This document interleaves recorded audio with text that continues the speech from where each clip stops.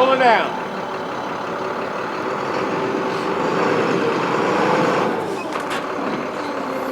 Suck it in. All right, so if I tell him to suck it in and he can't hear me, 2 fists, thumbs. Suck it in. Boom up. You're a crane operator. Boom up. Boom down. Boom left. Boom right. Boom right. Cable up. Cable off. All right. Headache ball. Why do you think we call it a headache ball? Because if it hits you in the head, you got a headache. Or it might kill you. The sucker's heavy.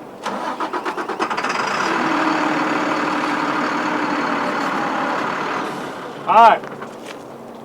It's heavy. Real heavy. It will give you a bad day if it hits you.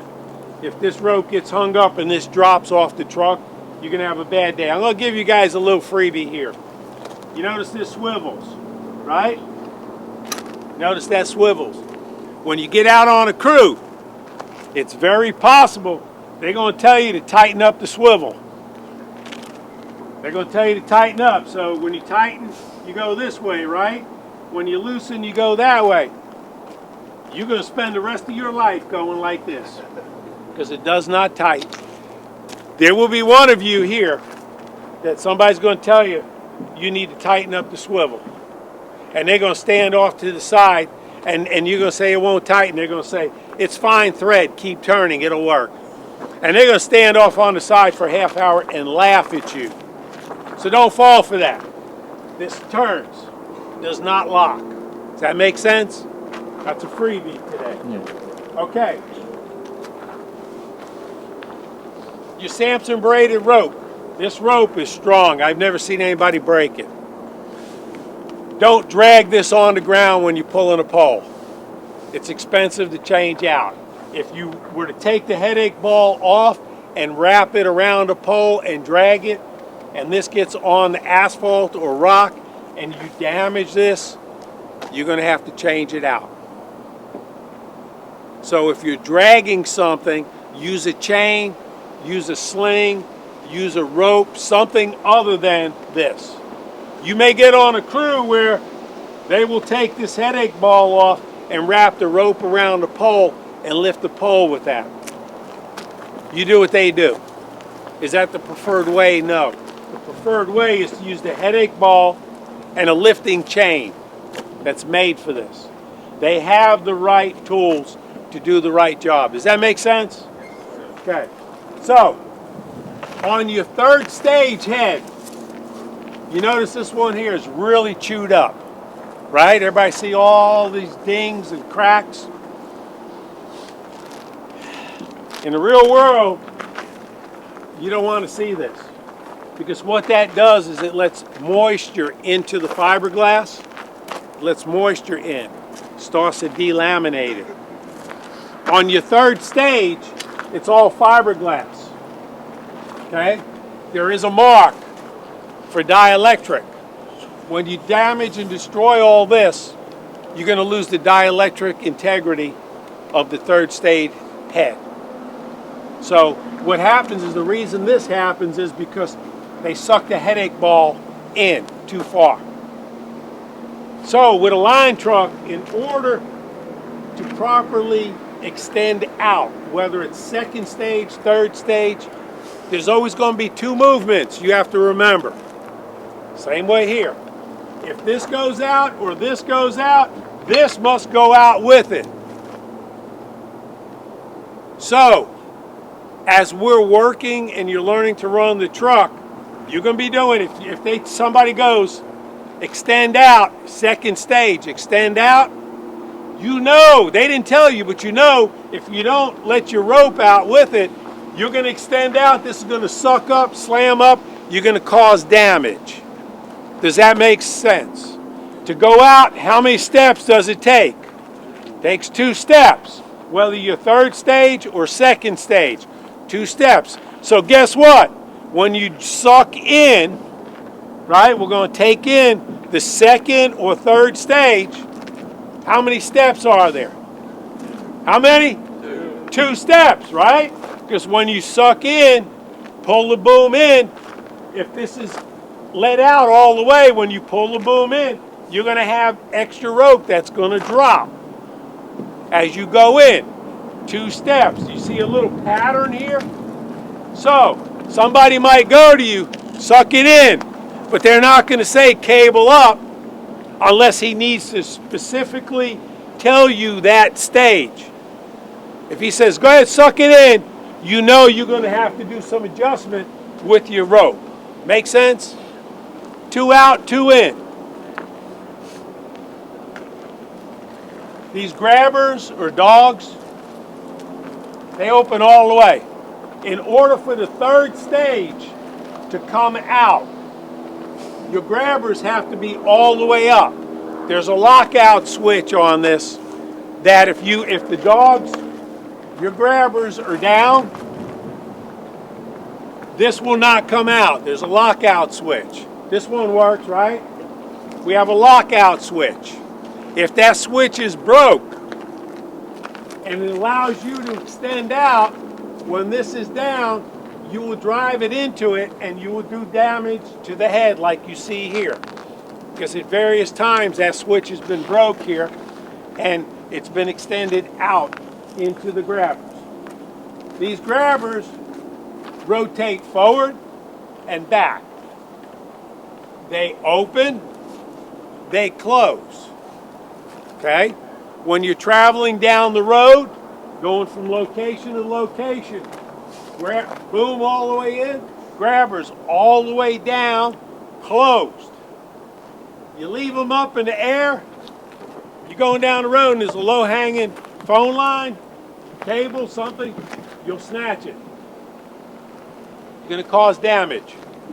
Okay? So what do we do when we travel? Lower, close. Grabbers, lower, close. You'll keep your headache ball fairly high. You don't want it to the point that it's down in front of your windshield and swings in and breaks your windshield. Okay? The grabbers, these grabbers here, or dogs, your grabbers can be attached to the 2nd stage, or they can go on to the 3rd. They can come out all the way by pulling this lever out and repinning it into here. We can move it from one stage to another stage. So, depending on what you're doing, you may need to raise transformers up out here, okay? When we raise the transformers up, we're not grabbing poles, right? We're just using the winch line. I do not want these grabbers to go out and be out on the 3rd stage. Okay? I don't want them to go out. All I need is this head to go out. So when I extend that out, that will shoot out. There won't be any grabber going with it. It gives you a narrower picture to work in, a narrower window. Okay? So they can be moved from one to the other. These hoses, the trick when we do this and we set poles is we tilt our grabbers back. We run the 3rd stage out about 5 feet, 3 to 5 feet. We run this out to about here. Naturally, what goes with it? What goes with it? The rope, right? The rope goes out. We drop the rope down about 5 feet. When we run the 3rd out and the rope down, when we take our auger and we unstow it, as it comes out, this headache ball will not get tangled up with the springs and the hoses. If you do not run the 3rd out and the rope out and down a little bit, if you were to try to raise this at a 45, this is going to hang because this auger, it's on the side, but when you unstow it, it drops. It drops down. goes under the boom. So that is going to get hung up in here. Okay? So you need to know that when you're unstowing your auger, third stage out, 3 to 5 feet, rope out, about 5 feet, it's out, it's down. It's not going to get hung up in here. Okay? So there's not going to be somebody telling you to do some kind of sneaky hand movements. These are things that you as the operator are going to have to figure out and know. You should be able to do 90% of the movements with really none of this. You should be able to get to where you need to go, start to perform your task, and they will fine-tune you. They will fine-tune you to where you need to finish. Does that make sense? That's what a good operator does. He knows how to get the pole to the hole, get it over the hole, and the guys are going to give you the last boom down, extend out, boom up, cable off to fine-tune you to put you into the hole. Okay, so on the auger, most important thing to do before you drop or unstow your auger is look at these bolts. Make sure those bolts are in. Because if you unstow your auger and this bolt for some reason is missing, when it comes down and this swings out, it's coming off of this Kelly bar. It's coming off of that bar. It's going to drop straight down and you just killed your buddy. So before you drop your auger, before you run this equipment, the operator should do a visual. Somebody should do a visual. Some of the companies that you go to work for are going to talk about a circle walk. If you go to Georgia Power, you're going to hear a circle walk. Okay? Before you leave, whenever you park a vehicle and before you drive, before you leave, you're supposed to start usually at the driver's door and walk around the truck in a complete circle. Come back to where you started from. The reason you do that, you're looking for possible hazards. I'll give you a good example. Bucket truck. You open the drop-down bin on the driver's side. Or no, let's go to the passenger side. You open the drop-down bin. You got to take some bolts out. Somebody put some 14-inch bolts where they weren't supposed to go. You take them out. You set them on top of the truck on the catwalk. You start taking out other bolts. And I go, hey, Ethan, man, I need you, when you get done with that, I need you to go over there and pull that down, guy. And then I need you to backfill that hole over there. Okay? We had a conversation. I distracted him. He put things on top of the truck. Now he goes back, turns, and he takes out the other bolts, and he forgets the bolts up top. Closes the bin. He does all the things I ask him to do. He gets done. I said, all right, hey, we got a trouble call. We got to roll. He jumps in the truck, fires it up, goes down the road. Little old lady's driving her Mercedes, and all of a sudden her windshield blows apart because you left 2 bolts up top, and they come zinging off, come flying into her windshield. She has a wreck. You didn't do a circle walk, and you forgot. See where I'm going with this?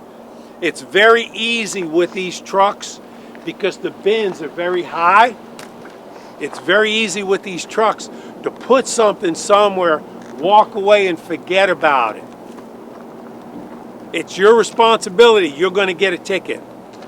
You're going to get the ticket when something bounces out of the back of that truck, hits a car, you're getting the ticket. So you need to give yourself, you need that muscle memory of a circle walk. Look at your vehicle to make sure nothing can come bouncing out, because when it does, or if DOT stops you and you got a bunch of junk in the back of the truck and it can fall out, that's an unsecured load, which means you're getting a ticket. When you get a ticket like that, the company's not paying it. It's your responsibility. You're getting a ticket, you're going to pay it. Okay? So, that circle walk, when you get out on a job, you want to make sure in the morning or when you get to your job, you want to make sure that you look your stuff over real quick. You don't have to walk around and check fittings. You just need to look. My bolts are in, I'm good. My strap is good. If this end here is all frayed, if I gotta let it out, I'm gonna raise the boom all the way up. So when I let it out, it's high enough if it breaks. When it does the pendulum swing, I'm 15 feet above anybody. You can't get hurt. Because it's not if, it's when that breaks. And that's probably the third or fourth strap that we put on here. So they break. Okay? So what are we going to do? We're going to look at our equipment, do a circle walk before and after, right? We're going to look at our equipment. Our auger, 18-inch auger. This auger has rock teeth. It's got rock teeth, little nubs. They hammer in. You get a bolt and you can knock them out. We have, I think in that bin, there's a little bucket with more teeth that you just tap in. Those are rock teeth. They're designed to grind in the rock. They wear away. I have an auger here, it's over there, that has no teeth. Not only doesn't have teeth, it doesn't have the holders for the teeth. Because I had a class that was, I think over here, grinding on the rock, and they didn't bring it up often enough to check it, and when they finally took it out of the hole, right, Shay? The teeth and the holders were gone. They ground them completely off. And that auger, that's $2,000 for that one, because I had to have one made in Alabama. Okay? So, when you're using a digger truck with rock teeth, it's important that if you're digging in some rock, you need to pull it out every 10 minutes or so. You need to stay aware that you can grind those teeth off. And when you grind the holder off, it's got to be taken to a shop and it has to be repaired. So don't damage that. It's a wearable item, but if you catch it when they start to wear, knock it out, put a new one in, go about your business. They have a dirt auger that has flat paddles that's more designed for dirt. So you can't use the dirt auger in rock. It's not going to work. Okay? So pay attention to your auger tip, what you have and how it's wearing.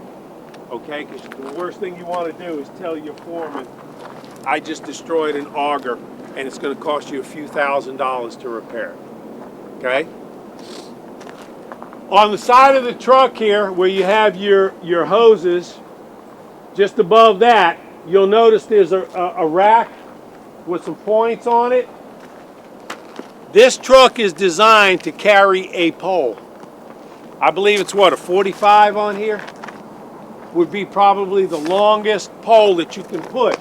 So you can load a pole with the butt hanging off here and the top. See the yellow strobe to the right? That post, it would lay on the truck. You strap it down with straps. When you do that, if you notice on the front crossbar where the boom lays down, there's two paths, one in the center and one to the right. During normal operation, when you stow the boom, you stow it to the center. If you have a pole on that side, you have to stow it to the right because the auger will hit the pole. Okay? The auger will hit the pole.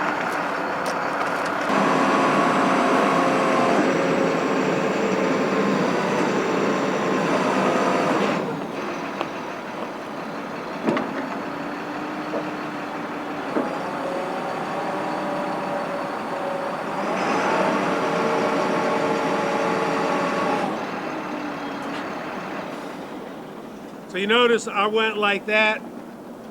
Doesn't matter what hand, but I threw up a fist, and then I went like that to him. That means stop. In this line of work, that means stop. Not this, because if I'm sitting up there and you go, I'm gonna go, he wants to play patty cake. Patty cake, you know, however it goes, that's patty cake. We don't do that. it's stop. When I go like this, it means cut. Cut it. Cut the head off. Cut it. Stop it. Okay? So you've got to stay with the hand signals. When you get out on a job, will you see other variations? Of course. People are lazy. You know, their terminology is going to be different. They're going to modify some of the hand signals. Okay? But if you see somebody going, like extend out, or they may just throw two in front and go like this to you, he's telling you extend out, second stage, 1, 2, okay? Second stage. Or if he throws three out like this, he's telling you to extend out, third stage. If you notice on the third stage, not in the main head, but coming back, there's a hole that goes through, right? Everybody see that hole? That is where, when I told you, you pull the pin out, when it's all compact, everything is sucked in, you pull that pin out, you lock that head out here. In order to lift a pole and maneuver a pole, you must have that head locked in the position that you need your extension to go. Does that make sense?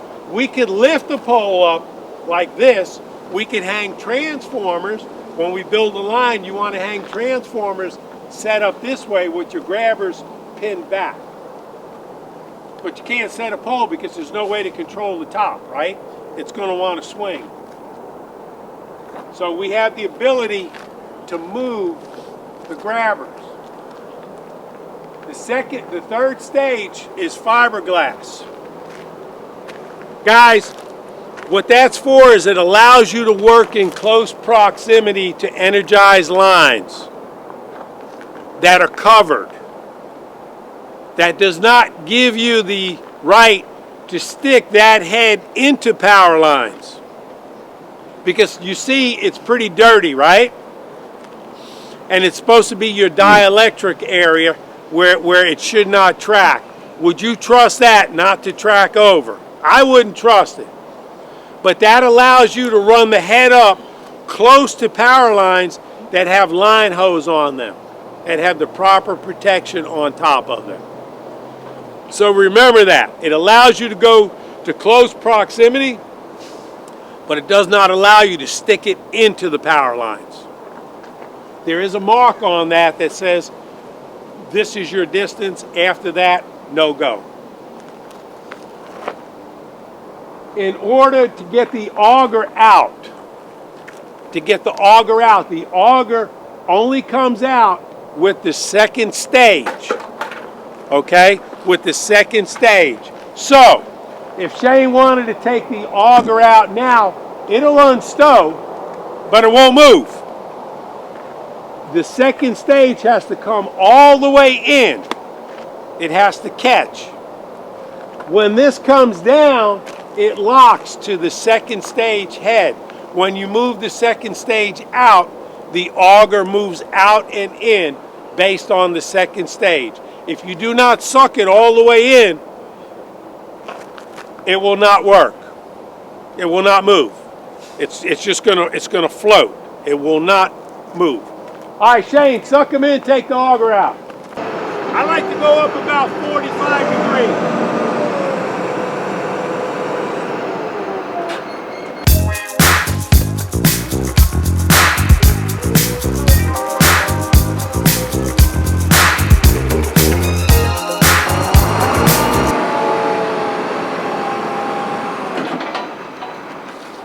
All right, you notice it moved, right? It moved because the second stage was collapsed all the way in. It allows it to lock to it so that when you take the auger out, it now moves with the second stage. If that head was out 6 inches, not all the way in, when that auger drops, it does not pin to the second stage. And the second stage will go out and your auger will just hang. Does that make sense? See the third stage? See how your rope is away? So here's going to be one of the things you guys are going to be doing. You're going to be going, what's above you? headache ball, right? You're going to want to give hand signals. You're going to forget about that. He's going to boom down or suck it in. That cable's going to come down, slap you on the hard hat. It's going to hurt. So, what Shane said earlier, how many people standing here right now can see Shane? None, right? So if you need to communicate, you need to be on this side of the truck so he can see me. Now, when we set a pole, we plumb it. In order to plumb it, he needs to see you. So you can have one person standing back here. If he doesn't have a plumb bob up there and he's looking this way, I can stand with a plumb bob. I can check the pole this way. The critical person has got to come off 90 degrees. Everybody know what a 90 is? Right? You come off 90 from the auger. So, the person in the front is left to right. The person on the side is in or out. So if he's going to plumb from where he's sitting, he moves the truck left or right.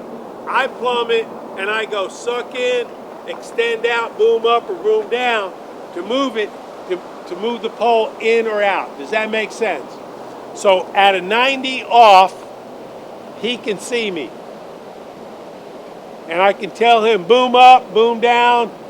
He knows to go left or right. Does that make sense? You're going to go left or right, or you're going to go up or down or in and out to move it this way. He moves it this way. 90 on the visible side. Does that make sense? Any questions? All right.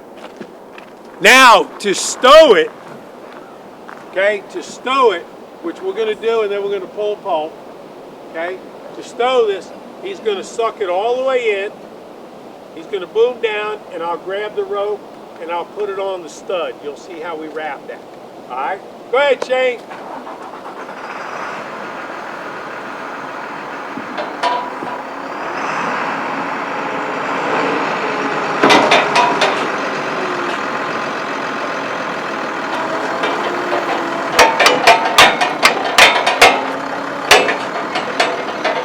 Sometimes, if you go to reach and for some reason it won't reach, you just grab this and he can boom down and then you can catch it with your stud.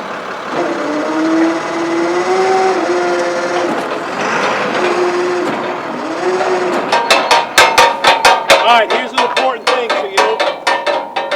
so you don't ruin your sling.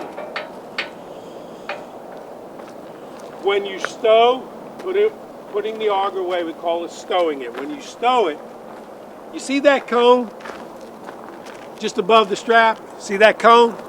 Okay, you have to wrap your strap, or it could be a steel cable, between the stud and the cone. That's your zone. Not below it, not above it. It's got to stay in that zone. Okay?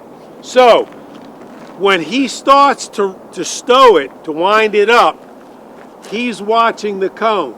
If it starts to go over it, he knows he needs to go up. So you'll have a little slack until you get to the point where you go high enough, you'll watch him, and then the auger is already starting to go up, which now keeps weight on the strap, and it's going to keep it in that zone between the stud and the cone. All right? Do it, Shane.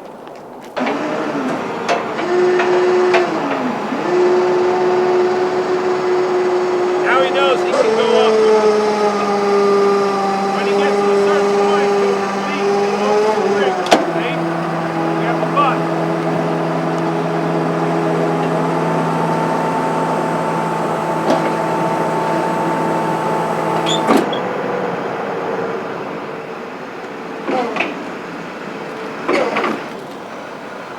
Kill it 1 second. All right, so when you stow it, you have to hit the lever or button to open that lever up there, that little finger. It will not automatically push it out of the way. You hit it, it's kind of, you're winding it up, and you see when all of a sudden it's kind of not in sight right now, you know it's getting close, you hit that button. When you roll it all the way up, just above where the pipe is, inside the housing is a button. That will shut you down. When it hits that button, you shouldn't be able to just keep wrapping it and blow it apart. It'll go up, it'll stop, let the lever release, and then just release it off. It'll wind back down. So in order to take it out again, you start the truck up, you hit stow, it winds up to the top, hit the button because you took the pressure off, hit the button, and then unstow, then reverse. As soon as it gets past it, let go of the lever for that finger to open and close. Wow, that was a long video. And thank you for watching it. If you liked it, watch another. Or subscribe. Or go to our website and apply. We'd really appreciate it.